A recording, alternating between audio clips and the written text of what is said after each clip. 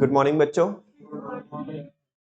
शुरू करते हैं आज की क्लास। इंडस्ट्रियल सेक्टर हमने स्टार्ट करके रखा है। डी इंडस्ट्रियलाइजेशन में आपको करा चुका था।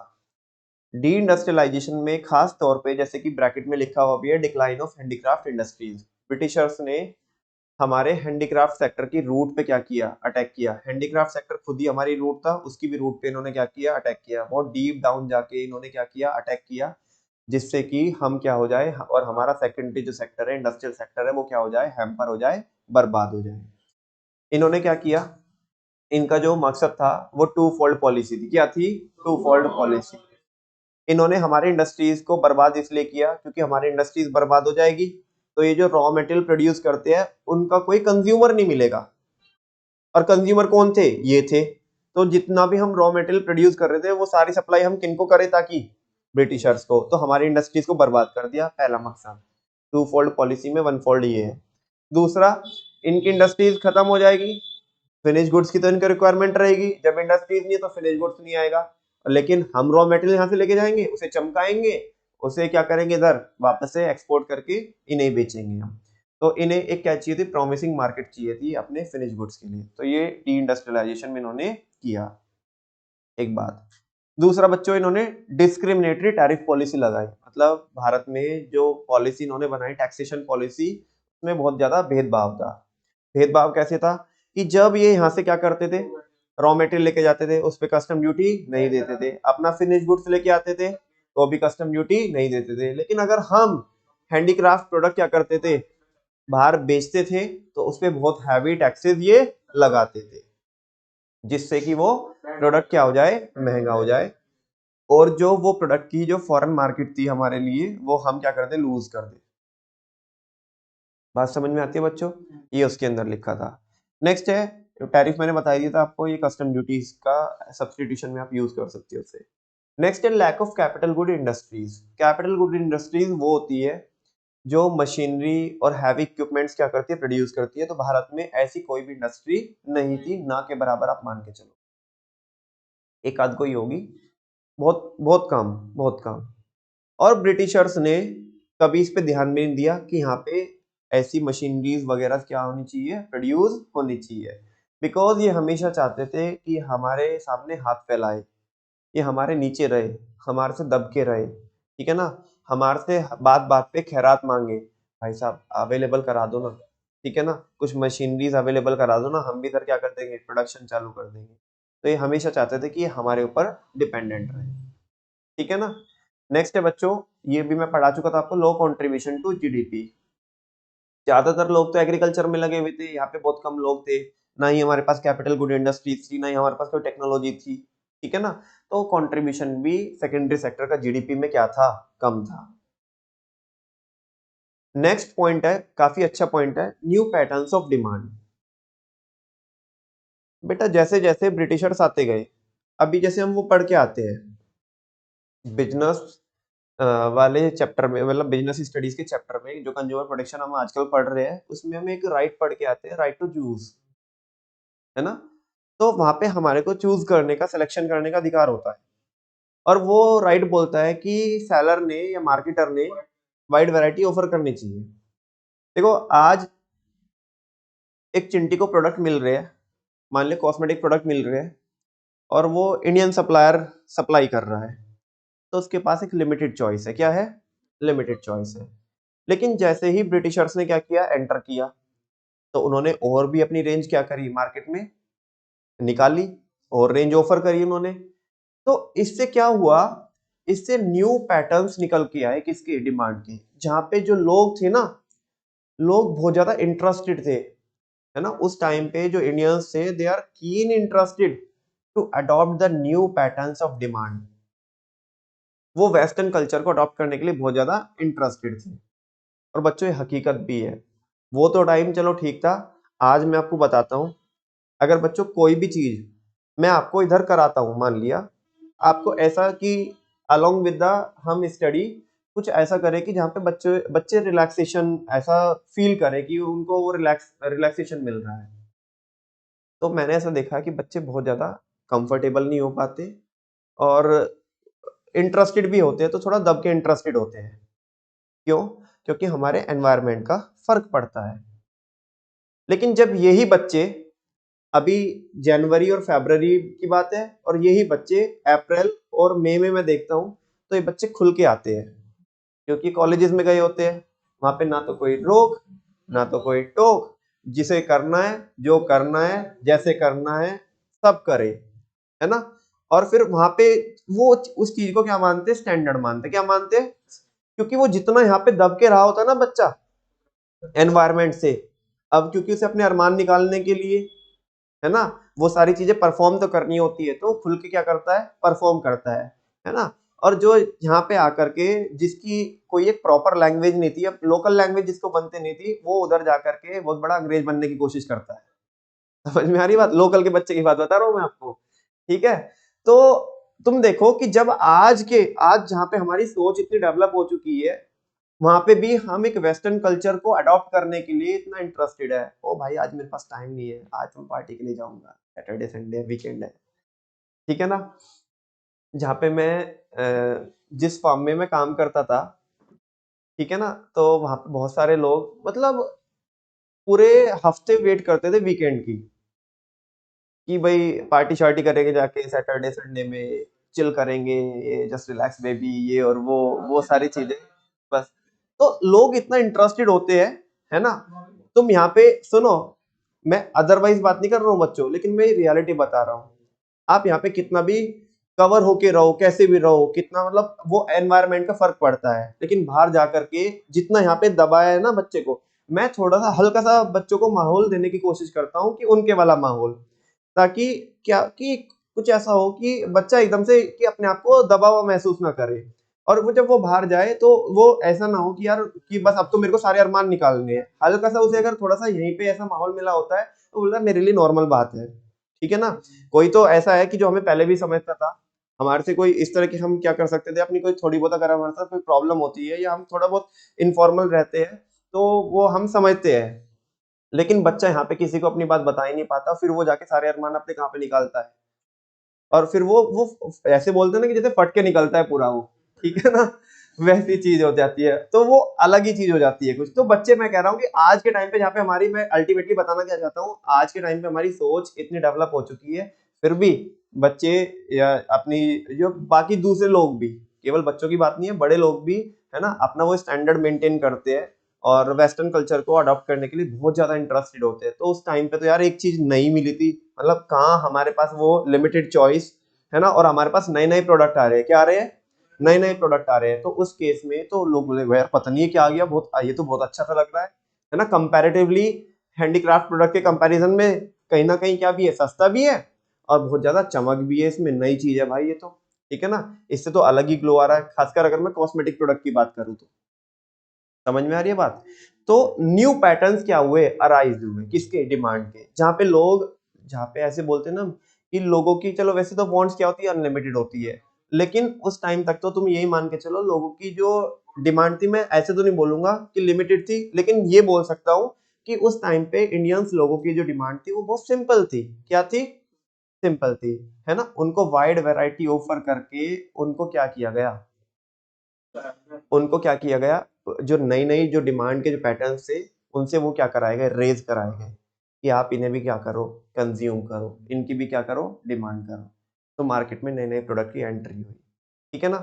तो इससे जब नए नए प्रोडक्ट की एंट्री हुई, हम तो वही नॉर्मली जो ट्रेडिशनल हमारे प्रोडक्ट थे हम तो वही प्रोड्यूस करते थे, तो उन पे क्या हुआ है, हमारे जो ट्रेडिशनल प्रोडक्ट थे उन पे क्या हुआ है, अटैक हुआ है ना। और वो किसने किया है? जो चमकीले प्रोडक्ट थे, जो नए प्रोडक्ट थे, जो नए पैटर्न्स अराइज हो रहे थे। Due to the impact of British culture के इम्पैक्ट से न्यू क्लास इमर्ज, देश के अंदर एक नई क्लास, है ना। हम ऐसे बोलते हैं ना कि ठीक है एक नॉर्मल चल रहा था, लेकिन उसमें से ही एक नई क्लास क्या हुई, बाहर निकल के आई, भाई हम तो ये प्रोडक्ट यूज करेंगे, हम नहीं करेंगे, हम तो देखो ये अच्छा है ना। और सबसे बड़ी बात है, एक वर्ड यूज किया गया, और आज भी वो वर्ड ना बहुत बड़े पैमाने पे आप मार्केट में जाओगे तो यूज किया जाता है, ये इम्पोर्टेड है। ये क्या है? इम्पोर्टेड है। अब जैसे ही बोल देते ना कि ये प्रोडक्ट क्या है, इम्पोर्टेड है, तो वजन बढ़ जाता है बाद में, ठीक है ना। वो वजन इसलिए बढ़ जाता है कि भाई देखो कि हमारे इससे, ये वर्ड को केवल ऐसे नहीं बोलता कोई बंदा इसमें कहीं ना कहीं भाव ये आते हैं कि भारत में नहीं बन सकता ऐसा प्रोडक्ट, ये सब बाहर का माल है भाई, बड़े लोग यूज करते हैं। कौन लोग यूज करते हैं? इधर तो अपन लोग छपरी है ऐसा, चाहे वो उधर कोई भी यूज ना कर रहा हो, उधर का कूड़ा करकट इधर आया हो, लेकिन इधर आके वो क्या है, इम्पोर्टेड है। आधे लोग तो इम्पोर्टेड पे मर जाएंगे। ओ भाई तुझे पता, इधर से आता है, यूएसए से आता है प्रोडक्ट, ऐसे यूज करते हैं। ये ऐसे कोई ना यूज करते, छपरी इधर बने हैं, बुढ़ाना के आउटसाइड बने हैं, भसाना में बने हैं, ऐसे कोई ना यूज करते हैं, इम्पोर्टेड यूज करते हैं। हल्के में लेना तू ऐसे।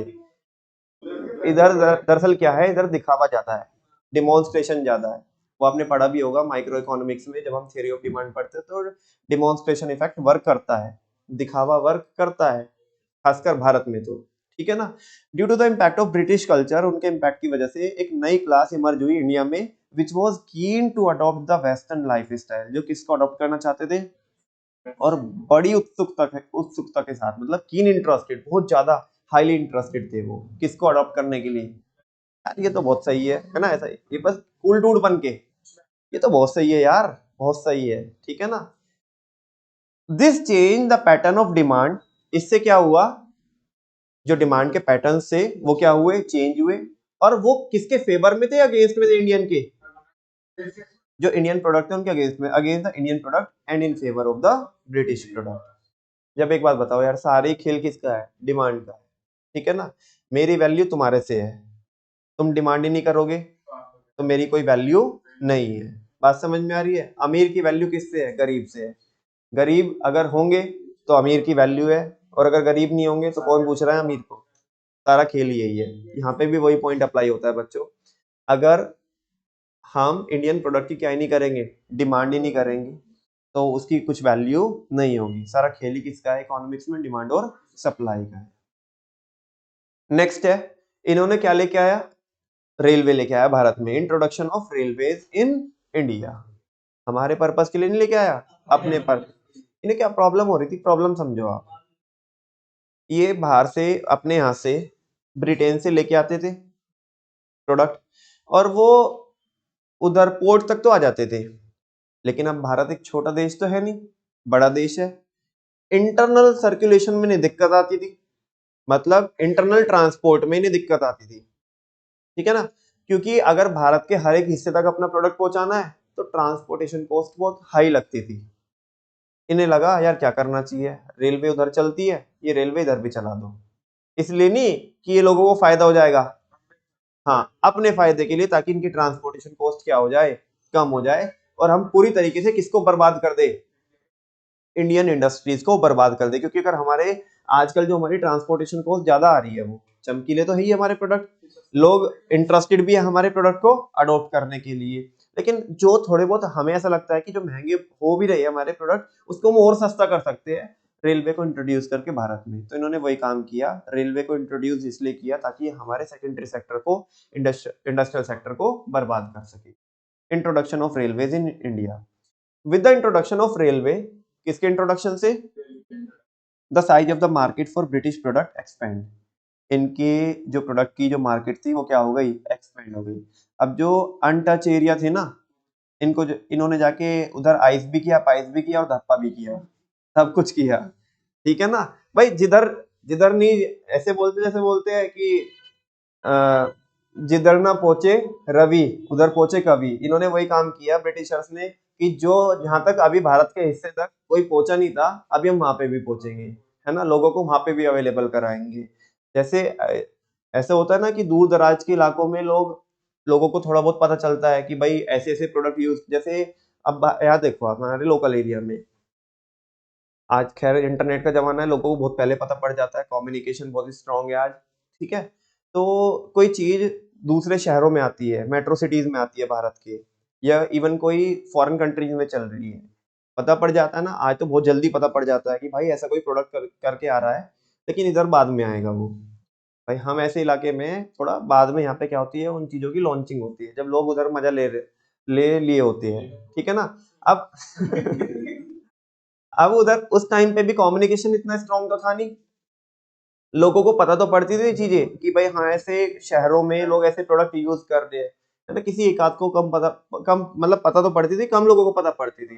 तो इधर अपने उधर आकर के कस्बों वगैरह में, गांव वगैरह में बताता था, तो लोग बोले यार ये सही है, ये सही है। तो अब इनको ऐसे इनपुट तो मिल रहे थे कि लोग ऐसा चाहते हैं, जो जैसे उधर बताया इसने न्यू पैटर्न ऑफ डिमांड। तो वो जब न्यू पैटर्न ऑफ डिमांड जो दूर दराज के इलाकों में जो अराइज हुई, वो जो पैटर्न अराइज हुए, उनको फुलफिल करने के लिए क्या चलाया, रेलवे चलाया, ताकि उधर एरिया में भी हम जा सके और सप्लाई कर सके। With the introduction of railway the size of market for British product expand, इनके प्रोडक्ट की मार्केट क्या हो गई, एक्सपेंड हो गई, while it started shrinking for the high cost Indian products. ये क्या लिखा है, जबकि जो इंडियन प्रोडक्ट थे, जो हाई कॉस्ट प्रोडक्ट थे, उनकी मार्केट क्या होने लगी, श्रिंक होने लगी, कम होने लगी। बात समझ में आ रही है आपको, कोई डाउट तो नहीं है? मेरे को जल्दी से बताओ, एग्रीकल्चर के मेरे को 3-4 पॉइंट बताओ। लैंड सेटलमेंट सिस्टम, दूसरा एग्रीकल्चर के पूछ रहा हूँ मैं, पढ़ा के अभी कौन आया हूँ आपको, इंडस्ट्रियल पूछ के आ रहा हूँ मैं, एग्रीकल्चर। एग्रीकल्चर का पहला point land settlement system, commercialisation of agriculture, तीसरा, तीसरा बोलो, वो तो चौथा पॉइंट है, तीसरा भी है एक बीच में, लो प्रोडक्टिविटी, चौथा small and fragmented land holding. एक पॉइंट और है क्या, 4 ही पॉइंट है ना, पक्की बात, देख लेते हैं वापस से, 4 ही पॉइंट है। 6 पॉइंट बच्चों इसके बताओ, पहला पॉइंट आपके सामने, दूसरा आपके सामने, 6 पूरे कर दो। पहला, इसका टॉपिक क्या है, टॉपिक क्वेश्चन, मतलब इंडस्ट्रियल सेक्टर या सेकेंडरी सेक्टर आप बोल सकते हो। पहला deindustrialisation, discriminatory tariff policy of the state, तीसरा लो कंट्रीब्यूशन टू जीडीपी, चलो चौथा पॉइंट हो सकता है, कोई बात नहीं। एक और बताओ, lack of capital good industries, 4 point हो गए। पांचवा न्यू पैटर्न ऑफ डिमांड्स, और छठा पॉइंट हाँ introduction of railways in India. ठीक है, इसी के साथ साथ बच्चों हमारा एग्रीकल्चर के साथ साथ इंडस्ट्रियल भी पूरा हो जाता है। अब आते बच्चों बूस्टर पॉइंट पे। देखो, during the second half of the 19th century के सेकेंड हाफ में the modern industries began to take root in India, but its progress remained very slow. कह रहे हैं कि जो मॉडर्न इंडस्ट्रीज थी, उन्होंने अपनी जो रूट्स थी वो जमाना चालू तो कर दी थी, यानी कि इंडस्ट्रीज, जो मॉडर्न इंडस्ट्रीज थी वो लगना चालू हो गई थी, लेकिन उनकी जो ग्रोथ थी वो काफी कम थी, है ना। बस शुरुआत मान के चल सकते हो आपकी 19th सेंचुरी के सेकंड हाफ में क्या हुआ, इंडस्ट्रीज, मॉडर्न इंडस्ट्रीज लगना क्या हो गई थी, चालू हो गई थी, लेकिन उनकी ग्रोथ बहुत कम थी। आगे सुनो, initially this development was confined to the setting up of cotton and jute textile mills. शुरुआत में जो इंडस्ट्रीज लगी वो किस तक लिमिटेड थी, कॉटन इंडस्ट्रीज और जूट इंडस्ट्रीज, ठीक है ना, ये जो टेक्सटाइल मिल्स थे इस तरह की, ठीक है ना। द कॉटन टेक्सटाइल समझते हो आप, क्या, कपड़ा, ठीक है ना। तो cotton and jute textile mills लगे थे। The cotton textile mills mainly dominated by Indians. जो कॉटन के जो टेक्सटाइल मिल्स थे उन पे ज्यादातर अधिकार किसका था, या ज्यादातर जो वो मिल्स थे वो किसके थे, इंडियंस के, क्योंकि इंडिया के अंदर कॉटन क्या होता था, प्रोड्यूस होता था, तो वो इंडियंस की थी, ठीक है ना। वो बोल रहे हैं were located in the western part of the country, वो कंट्री के कहाँ पे लोकेट करते थे, वेस्टर्न पार्ट में। थोड़ा अभी पता नहीं आगे क्या लिखा है कि नहीं लिखा है, लेकिन फिलहाल मुझे बताओ वेस्टर्न वाला पार्ट कौन सा आता है, जैसे हे बंगाल, राजस्थान से भी इधर चले जाओ, एक तो गुजरात हो गया आपका, और गुजरात में खासकर सूरत, ठीक है ना, क्योंकि अब उसका भी रीजन था बच्चों, अहमदाबाद हो गया, वेरी गुड, पानीपत नहीं बेटा, आपका एक तो गुजरात हो गया और महाराष्ट्र हो गया, 2 स्टेट मेन थे, और इनमें अगर सिटीज की बात करोगे तो सूरत और अहमदाबाद, है ना, और महाराष्ट्र में इधर मुंबई वगैरह, पुणे वगैरह चले जाओ आप। इसका रीजन था, कॉटन की मिल उधर क्यों होती थी, कोई बता सकता है, रेज योर हैंड। रुको, बताने का नहीं, पहले हाथ उठाओ। कॉटन की जो मिल्स थी वो उधर ही क्यों होती थी, गुजरात में और उधर महाराष्ट्र में। रुक जाओ यार, हाथ उठाओ पहले, वेरी गुड, चलो खुशी आप बताओ। सबसे ज्यादा कॉटन वहीं पे प्रोड्यूस होती थी, that's not the right answer. Tyagi ji, अच्छा वो हाथ इसलिए नीचे हो गया, चलो बताओ।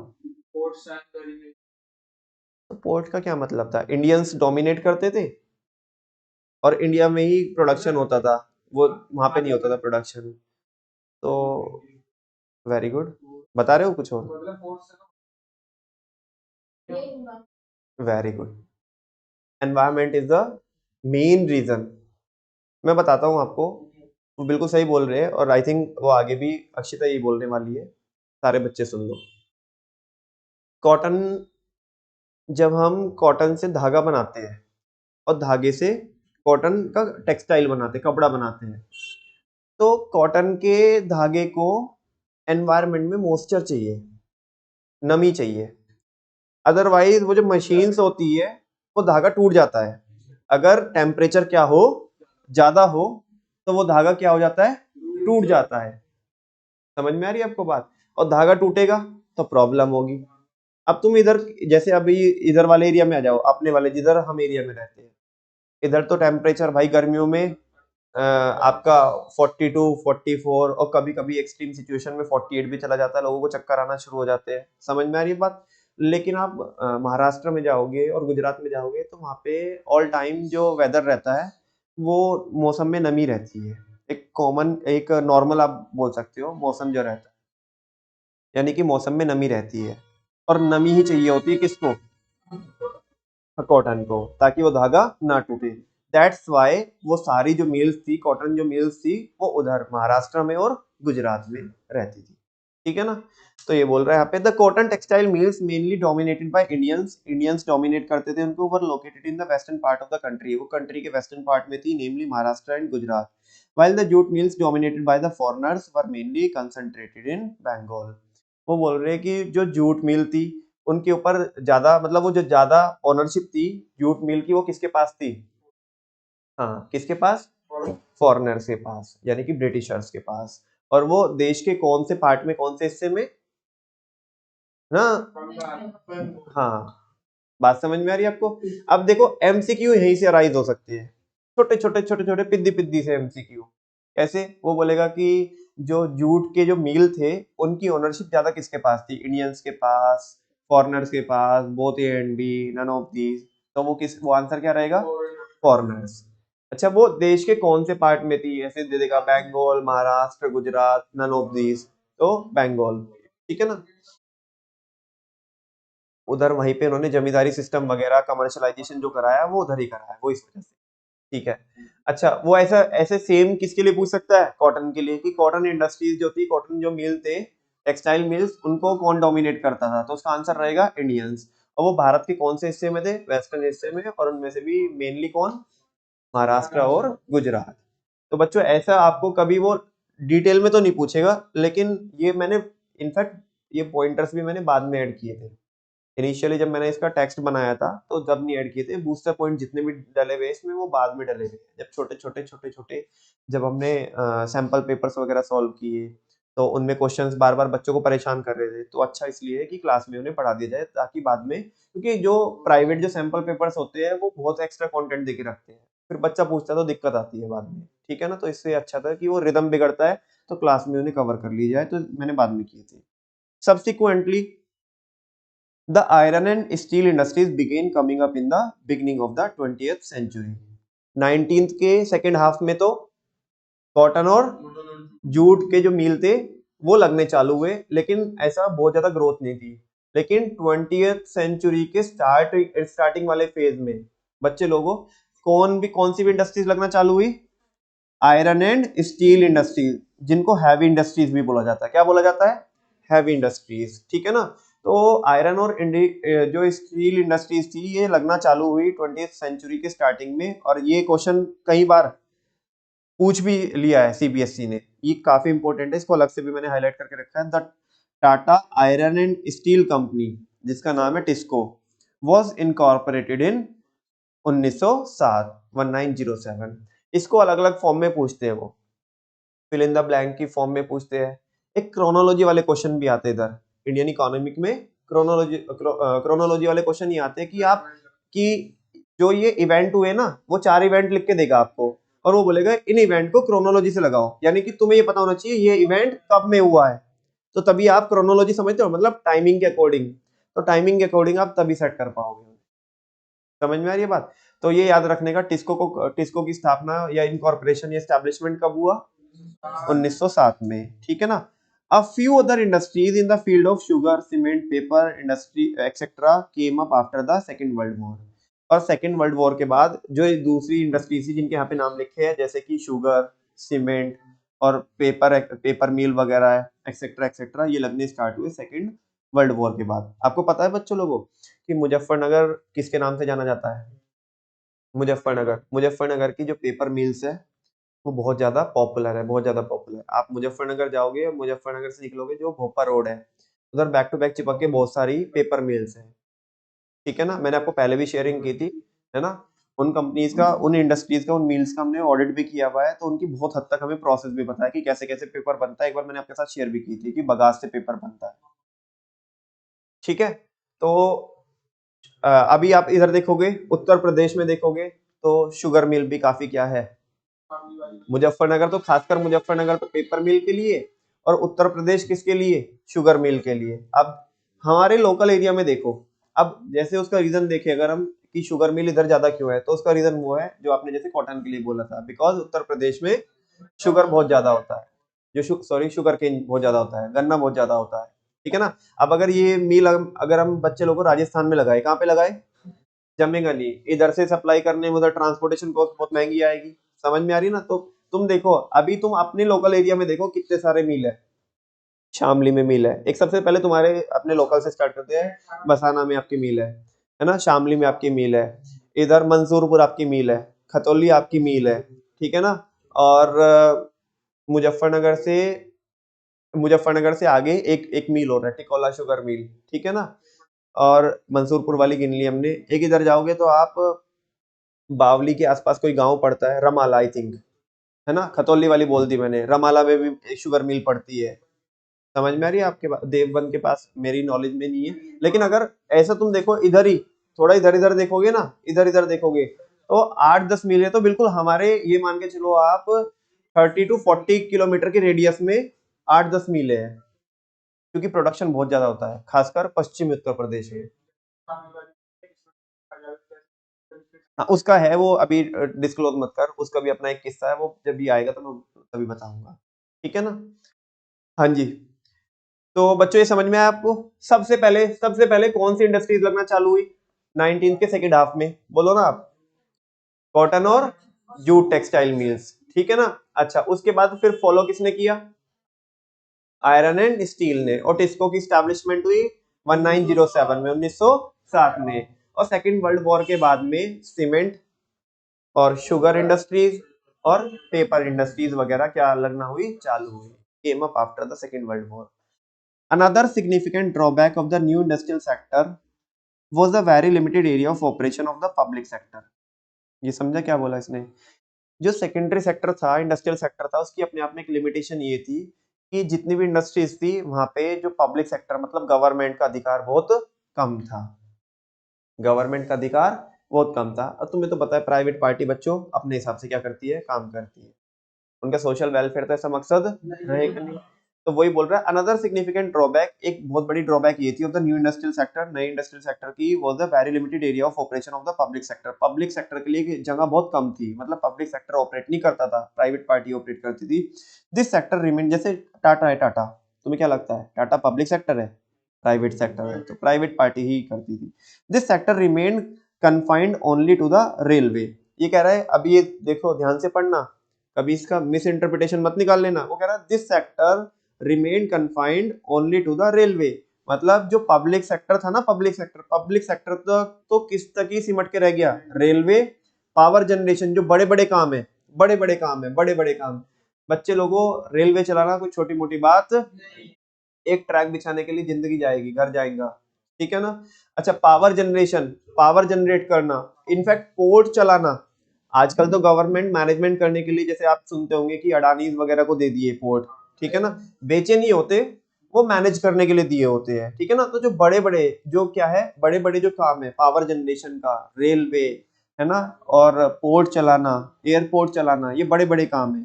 तो ये गवर्नमेंट के पास थे, यानी कि गवर्नमेंट जो पब्लिक सेक्टर था वो इन हदों तक था, railway, power generation, communication, port and some other departmental undertaking. Departmental undertaking बोले तो पीएसयूज, पब्लिक सेक्टर अंडरटेकिंग। कौन होती है पब्लिक सेक्टर अंडरटेकिंग? सारे बच्चों को पता है, जिनमें गवर्नमेंट ने एटलीस्ट 51% इन्वेस्ट करके रखा हो या उसकी शेयर होल्डिंग 51% गवर्नमेंट के पास हो, या अंडरटेकिंग भी बोल सकते हैं। एक बार पूरा का पूरा ये जो बूस्टर पॉइंट है पढ़िएगा, छोटे छोटे पॉइंट यहाँ से अराइज होते हैं, तो इसको पढ़ना इसलिए जरूरी हो जाता है। सारे बच्चे पढ़े।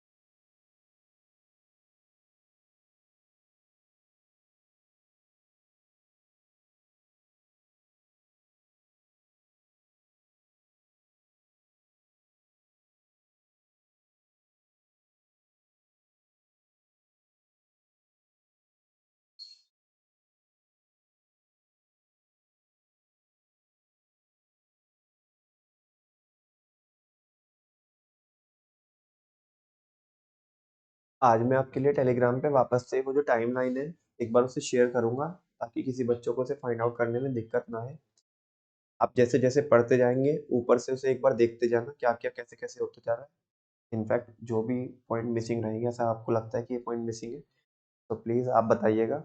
आपने जो कल बोला था कि वो उसमें एटलीस्ट लगाने का, हमने वो भी लगा दिया, और एक अपील वाला पॉइंट जैसे कंज्यूमर प्रोटेक्शन में वो ऐड कर दिया। इनफैक्ट जितने भी आपने चीज़ें बताई है पास्ट में, बहुत सारी चीज़ें मैंने ऐड ऑन करके रखी है। बिल्कुल पूछ सकता है आगे, अभी रेलवे का पूरा डिस्कशन नहीं हुआ, रेलवे का बहुत ज्यादा डिस्कशन आगे भी है। कौन से साल में हुई, कौन से उसके बीच में हुई, सिटी के बीच में हुई, तो सारी चीजें आएंगी। अभी तो चालू ही हुआ है बस। हाँ जी, आगे चल सकते बच्चे लोगों। हाँ जी राजा बाबू इधर देखो। फॉरेन ट्रेड सुनो। अभी तक तो हमने एग्रीकल्चर की बात की और इंडस्ट्रियल सेक्टर की बात की। अभी किसकी बात करते हैं? फॉरेन ट्रेड की। एक बार देख लेते कि उस टाइम पे हमारा फॉरेन ट्रेड कैसा था, हमारे दूसरी कंट्रीज के साथ संबंध कैसे थे, व्यापार जो था, व्यापारिक संबंध थे हमारे, वो कैसे थे, एक बार वो देखते हैं। ठीक है ना? तुम्हें क्या लगता है, बहुत अच्छे होंगे? ठीक है यार, कुछ भी अच्छा नहीं था। ठीक है ना, मतलब अगर नटशेल में बात की जाए तो बहुत कुछ अच्छा नहीं था। India has became India has been an important trading nation since ancient time. India सुनो, अरे अंकल सुनो, सुन तो ले, सुन लो यार सुन लो, ऐसा बुरा क्यों मान रहा है, सुन ले।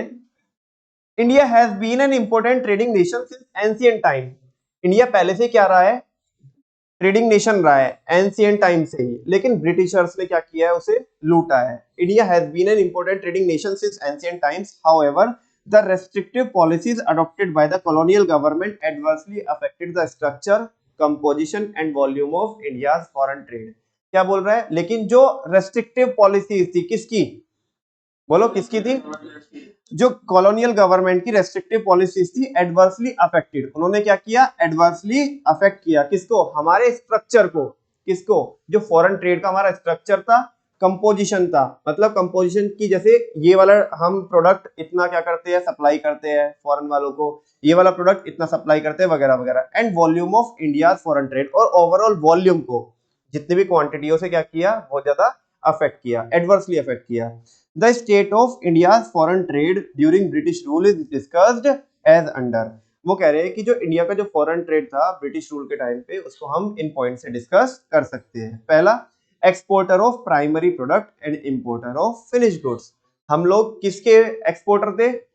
प्राइमरी के। और इंपोर्टर किसके थे? फिनिश प्रोडक्ट के। कैसे? ये तो ऑलरेडी पॉइंट हमने डिस्कस किया हुआ है ना। अब मसला ये है, बात ये है कि वो एग्जाम में जो क्वेश्चन देता है, वो क्वेश्चन ऐसे देगा आपको कि हम इंपोर्टर तो थे किसके? रॉ मटेरियल के, और एक्सपोर्टर थे किसके? फिनिश गुड्स के। तो बताओ, कमेंट करो इस पे, बोलो ये सही है या गलत है? तो फिर सही क्या है?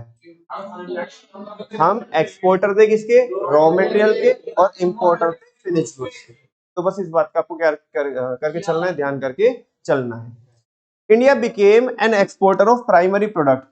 इंडिया क्या बन गया, एक्सपोर्टर बन गया प्राइमरी प्रोडक्ट का, such as raw silk, cotton, wool, sugar, indigo, jute etcetera, and an importer of finish consumer goods like cotton, silk and woollen cloth. तुम बोलोगे भैया वही तो चीज है, अरे वो आगे क्लॉथ पे लिखा हुआ है, ठीक है ना। इंपोर्टर बन गया फिनिश गुड्स का, जो हमारे यहाँ से जो लेके जा रहे थे उसे फिनिश करके ये हमें बेच रहे थे, cotton, silk and woollen cloth and capital goods. और क्या भी बेच रहे थे, कैपिटल गुड्स। लेकिन कैपिटल गुड्स के लिए आपको पता होगा बड़ी मिन्नतें करवाते थे, क्योंकि इन्हें पता था कि अगर एक बार इन्हें मिल गया तो हाथ लग गया ना इनके, फिर नहीं छोड़ेंगे, फिर तो बना देंगे, प्रोडक्ट ही बना के छोड़ेंगे पूरा, ठीक है ना। नेक्स्ट है दूसरा है monopoly control of British rule. इन्होंने हमारे ऊपर ना रेस्ट्रिक्शन भी लगाई, क्या भी लगाई, रेस्ट्रिक्शन कैसे लगाई सुनो। पहले जो हम व्यापार कर रहे थे ठीक है कर रहे थे, इन्होंने बोला कि हमारे को आप मतलब आपको हमारे साथ मेजर क्या करना पड़ेगा, व्यापार हमारे साथ ही करना पड़ेगा, बाकी दूसरी कंट्रीज के साथ नहीं करने का, ठीक है ना। जो बाकियों के साथ जो तुम सप्लाई करते हो, जैसे आजकल मार्केट में क्या होता है कि मान लिया एक सप्लायर है और इधर मार्केट में दो ऐसे रिटेलर है, तो एक रिटेलर ये बोले भाई उसको माल नहीं देने का, मैं ही उठाऊंगा सारा माल। समझ में आ रही है बात, क्योंकि अगर वो उसको भी सप्लाई करेगा तो फिर तो मार्केट में क्या होएगा, कंपटीशन क्रिएट हो। अब मान मान लो आज हम क्या करते हैं, ब्रिटेन को भी बेच रहे थे हम, बाकी श्रीलंका या बाकी दूसरी कंट्री को भी बेच रहे थे, ठीक है ना। अब हम बेच तो रहे हैं, अब अगर इन्हें ऐसे फर्क ना पड़े कि हम किसी को भी बेचे, तो क्या होगा, जो ये प्रोडक्ट बना रहे हैं कल मार्केट में, इंडियन मार्केट में इन्हीं का क्या मिल जाएगा, कंपटीशन अवेलेबल हो जाएगा। क्योंकि बाकी दूसरी कंट्री भी तो हमारे यहाँ से क्या कर रही थी, वो खरीद रही थी और फिर फिनिश बना करके बेच रही थी। समझ में आई। तो इन्होंने क्या किया, इन्होंने रेस्ट्रिक्शन ये लगाई कि अच्छा बेचेगा क्या तू, किसी को नहीं बेचने का, हमें बेचने का, जिससे कि मार्केट में क्या ही ना क्रिएट हो, कंपटीशन क्रिएट हो। तो ये वही वाली बात है, इन्होंने कहीं ना कहीं मोनोपोली को एक्सरसाइज किया, monopoly control of British rule. British government maintain monopoly control over India's export and import. कह रहे कि ब्रिटिश गवर्नमेंट ने मोनोपोली कंट्रोल मेंटेन करके रखी, किस पे, इंडिया के एक्सपोर्ट पे भी और इंपोर्ट पे भी।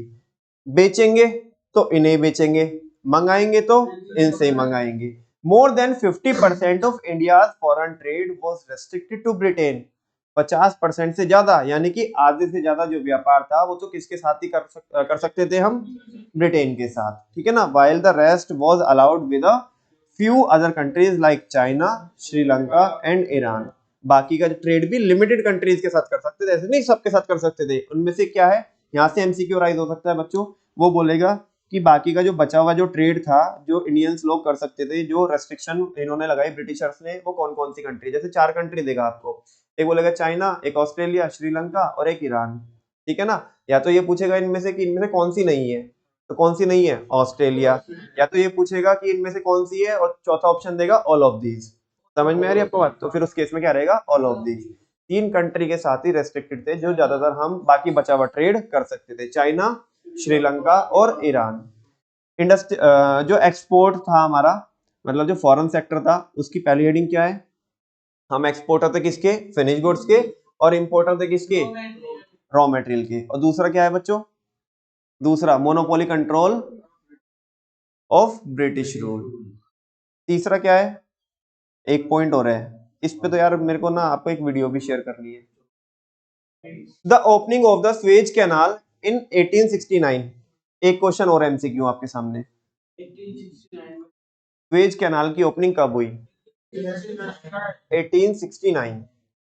सर्व as a direct route for the ships operating between India and Britain. हुआ यूं बच्चों कि जो ब्रिटिशर्स थे इन्हें ऐसे घूम घूम के आना पड़ता था, घूम घूम के ऐसे भारत में आना होता था, तो ऐसे इधर ब्रिटेन से ऐसे घूम घूम के इन्हें आना होता था।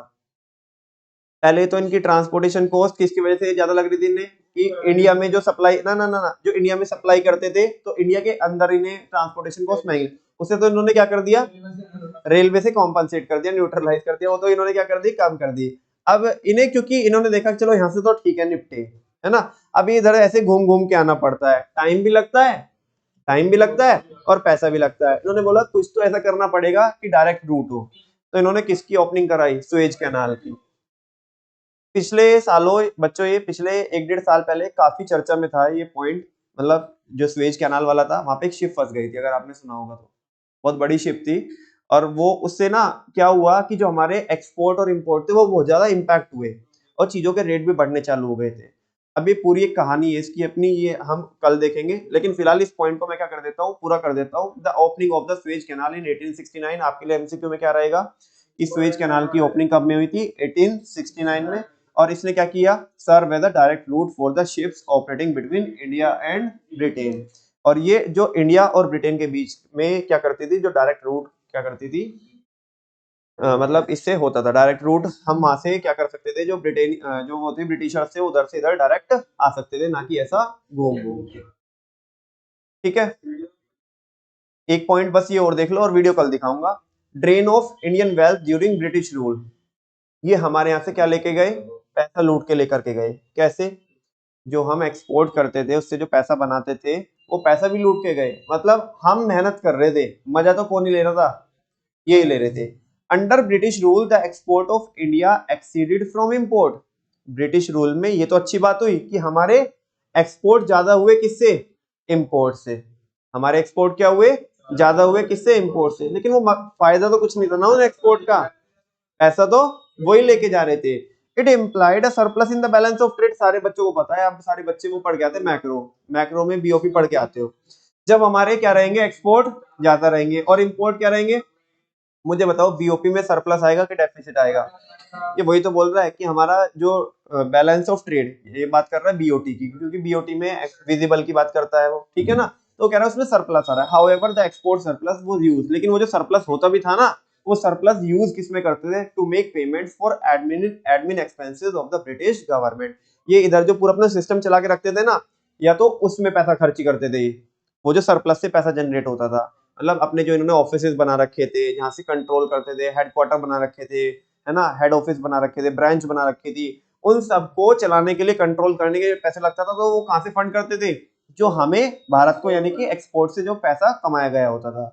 कुल मिला कहने का मतलब ये है कि जो हम एक्सपोर्ट करते थे रॉ मटेरियल का, उनसे जो पैसा बनता था वो किसकी जेब से आ रहा था, जो पैसा आ रहा था वो किसकी जेब से आ रहा था, किसकी, ब्रिटिशर्स की जेब से आ रहा था। अरे जो प्रॉफिट अपने को भारत को बन रहा था वो ब्रिटिशर्स की जेब से तो बन रहा था।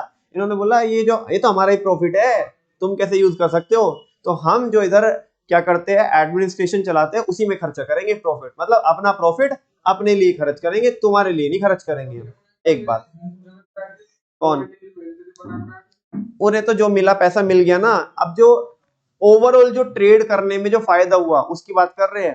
तूने कोई प्रोडक्ट 10 का बनाया, तुझे दे दिए 12 दे दिए, बात समझे, तूने बस वही प्रॉफिट बनाया। ओवरऑल जो भारत को जो फायदा हुआ, वो वाले प्रॉफिट की बात कर रहे हैं, इंडिविजुअल प्रॉफिट की बात नहीं कर रहे। जो भारत को जो फायदा हुआ वो अपने लिए क्या करते थे, यूज करते थे एडमिन पर्पज में। एक एक चीज, दूसरा, to meet expenses of the war fought by the British government. और उसके बाद भी अगर इन्हें ऐसा लग रहा है कि अच्छा पैसा बचा हुआ है क्या, बचा हुआ है क्या पैसा, इस पैसे को चल हम लड़ाई लड़ रहे हैं अब उसमें यूज करेंगे, यानी कि वॉर को फंड करने में वो पैसा यूज करते थे। ठीक है ना, जो आर्मी वगैरह पे खर्च करते थे या उनके वेपन्स के लिए खर्च करते थे, उस चीज में। जो टैक्स से जो पैसा आता था वो केवल किस वाले का, क्योंकि अपने पास से तो बहुत ज्यादा देते नहीं देते, बाकी जो दूसरे प्रोडक्ट थे, दूसरे प्रोडक्ट से भी जो आता था उसका पैसा भी वो किस में यूज करते थे, इन दो पर्पज में यूज करते थे। जो देश की इनकम थे, इंडिविजुअल की इनकम की बात नहीं कर रहे, जो पूरे देश की इनकम थी, है ना। मतलब इसमें क्या है, हालांकि इनका इसमें बहुत, जो ब्रिटिशर की जेब से प्रॉफिट आता था वो बहुत कम आता था, क्योंकि टैक्स कम देते थे। लेकिन जो बाकी जो दूसरे प्रोडक्ट थे, केवल इसमें ऐसा बोल करके कि हमारा भी तो आ ही रहा है इसमें कंट्रीब्यूशन हो, बाकी दूसरा जो हम देश से कमा रहे हैं वो सारा मिला करके किसमें यूज कर लेते थे, या तो एडमिन पर्पज में, या तो जो लड़ाई जो लड़ते थे, वॉर जो लड़े जाते थे, उनको फंड करने के लिए। ठीक है ना। तो 3 बच्चों हमारी हेडिंग हो जाती है। पहली, फॉरेन सेक्टर में, एक तो पहली, सबसे पहले क्या, भूल गए, हाँ जी, कौन सी वाली, जल्दी बोलो, ऐसे मत करो, वही वाली। हाँ, हम एक्सपोर्टर थे किसके, प्राइमरी प्रोडक्ट के, और इंपोर्टर थे किसके, किसके, फिनिश गुड्स के। एक बात, दूसरी बात, हाँ, monopoly control of British rule. और तीसरा बच्चों, drain of Indian wealth during British rule, जो पैसा आता भी था उसे छोड़ते नहीं थे, या तो एडमिन पर्पस में या तो वॉर को लड़ने में। यूज कर लेते थे। ठीक है ना। कल देखेंगे बच्चों low level of national income and per capita income, और साथ में देखेंगे एक स्वेज कैनाल की video. Thank you very much बच्चों, आज के लिए इतना ही, बाकी कल करेंगे।